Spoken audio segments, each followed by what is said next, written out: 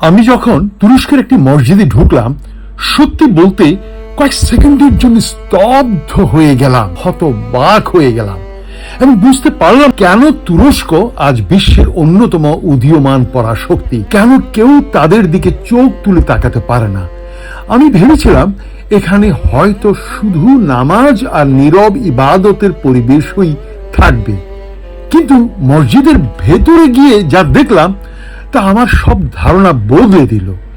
মসজিদের এক পাশে আলাদা একটা কোয়ার্টারে তরুণ তরুণীরা লাইব্রেরিতে বসে বই পড়ছে, কেউ গবেষণা করছে, কেউ কম্পিউটারে কাজ করছে, কেউ বিজ্ঞান, প্রযুক্তি, প্রকৌশল আর ইতিহাস নিয়ে পড়াশোনা করছে, কেউ কেউ দেখেছি ইংলিশ লিটারেচার পড়ছে, মসজিদের ভেতরে বসে ইংলিশ পড়ছে।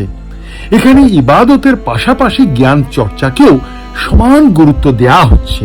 মনে হচ্ছিল এই মসজিদ শুধু প্রার্থনার জায়গা নয়, এটি জ্ঞান, গবেষণা ও নতুন চিন্তারও কেন্দ্র। আর যখন আমার জন্মদেশের কথা ভাবি তখন মনটা ভারী হয়ে যায়। ছোট ছোট শিশুদের কষ্টের কথা মনে পড়ে, আর সেই হুজুরদের কথা মনে পড়ে যায়। গত ৩-৪ মাস শত শত শিশুদের কষ্টের কথা আমার কানে এসেছে।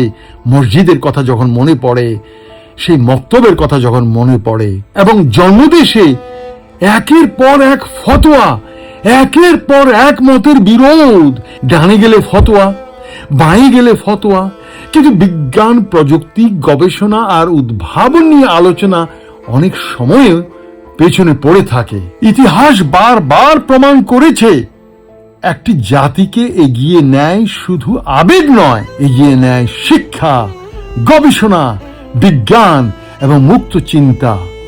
বিশ্বাস আর জ্ঞান যখন পাশাপাশি হাঁটেই, তখনই একটি দেশ সত্যিকার অর্থে শক্তিশালী হয়ে ওঠে। সেখানের শিশুরাও নিরাপদ থাকে। আমার জন্মদেশের মসজিদে সেখানে নামাজ হয়, সেখানে কি কখনো বিজ্ঞান চর্চা হয়? না, কখনোই না। এইভাবে চলতে চলতে আমার জন্মদেশে অনেক তরুণই জ্ঞান চর্চার প্রতি আগ্রহ হারিয়ে ফেলে। অন্যদিকে তুরস্কে আমি দেখেছি সম্পূর্ণ ভিন্ন এক পরিবেশ। এখানে মানুষ ধর্ম পালনও করছে, আবার আধুনিক বিজ্ঞান, প্রযুক্তি, শিক্ষাকেও সমান গুরুত্ব দিচ্ছে।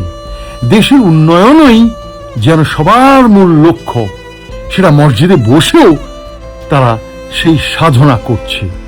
ব্যক্তিগত বিশ্বাস যার যার, কিন্তু সেই বিশ্বাস অন্যের উপরে চাপিয়ে দেওয়ার প্রবণতা তুলনামূলকভাবে কম।